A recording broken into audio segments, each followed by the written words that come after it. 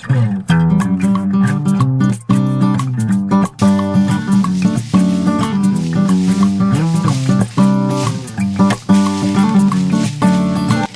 guys, today you get to watch me kind of clean up my yard and my garden a little bit. I have been working inside a lot. It was a nice day and I wanted to get some of this ivy gone. It's climbing up my trees. I don't like it. So this is what I do. I go cut it down from around the tree. Tree has ivy growing up, but probably the farthest. I need to get to it. There is like a groundhog den and like my hillside. So hopefully he won't come out and be bothered by me here cutting this ivy. To show you, I go to the base of the tree and where all these roots are kind of like growing up, I cut those. And if you cut it like a foot or so up, the stuff at the top will die and fall off. So I'm just gonna be cutting here like a couple times all the way around. Yeah, so this English ivy is extremely invasive. Luckily, most people aren't allergic to it like poison ivy, but still pretty invasive, and I still wear gloves. So proud of these trees. Look at them go. Love it. So here is my trellis that I had going all summer. It had green beans, cucumbers, tomatoes. You can still see cucumbers and tomatoes on it right now. It really weighed it down, so it's kind of like mushed, and I'm just here deciding to clear it all up and get all that junk off of there so that it can be ready for the springtime. I was thinking about maybe putting some Christmas lights on this, just since it's going to be outstanding. But yeah, I clear off all of those plants, get rid of them, even though some of them actually are still even growing here, which is so crazy. The tomatoes and green beans, but we are going to be getting colder and colder and they're going to stop. So I just cut all this up, clear off that trellis. I like having long sleeves for this because the tomatoes, vines, and the green bean vines kind of make me itch. Not for long, just for a little bit afterwards. But yeah, I'm just taking this down. Kind of have like compost pile going at the bottom of that big old tree down there, which I'm going to clear more of my yard in that direction because it kind of gets more flat down there.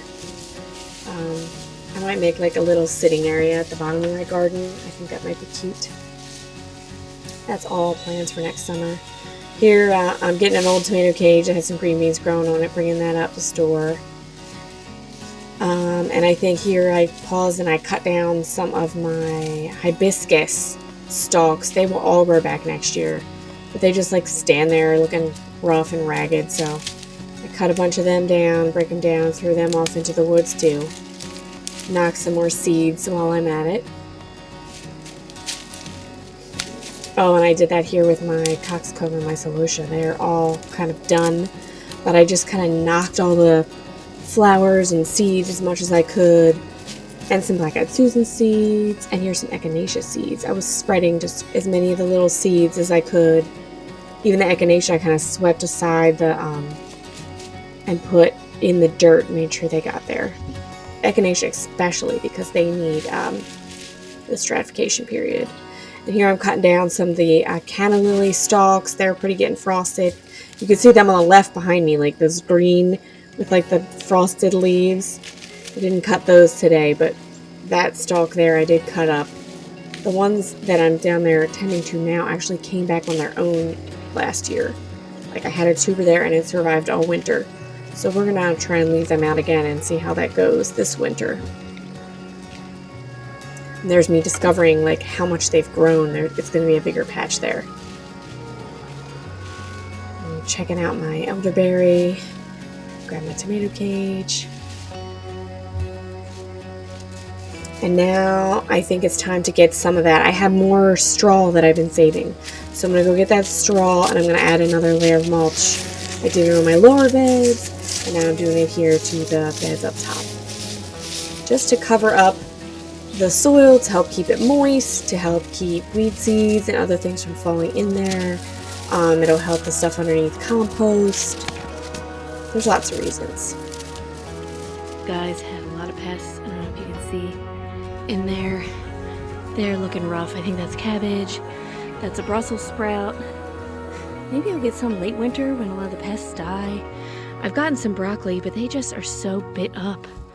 So many pests. And down there, same with that cabbage. Maybe it'll come back. I don't know. We'll see.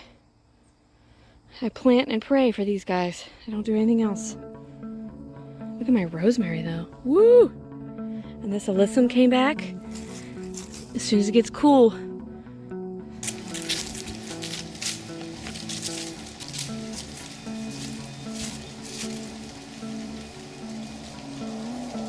I'm gonna throw some mulch in that top garden area. I put some in the tubs that I'm leaving out there. And just a little layer, because I have the straw mulch, and why not?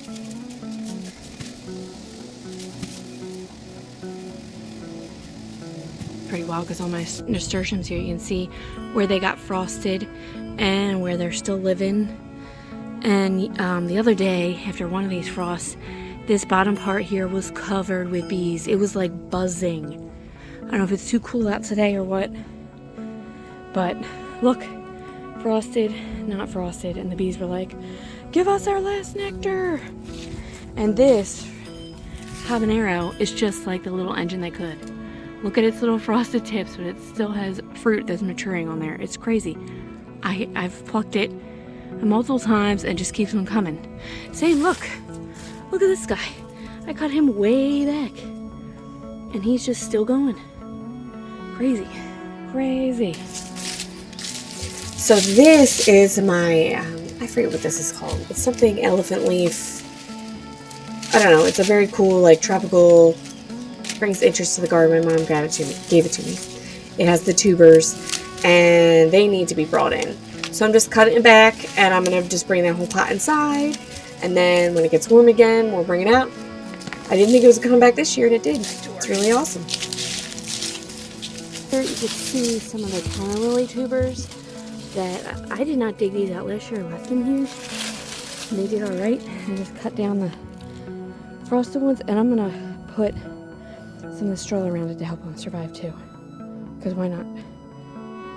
Thanks for watching, guys. Don't forget to subscribe. Love y'all. Happy message.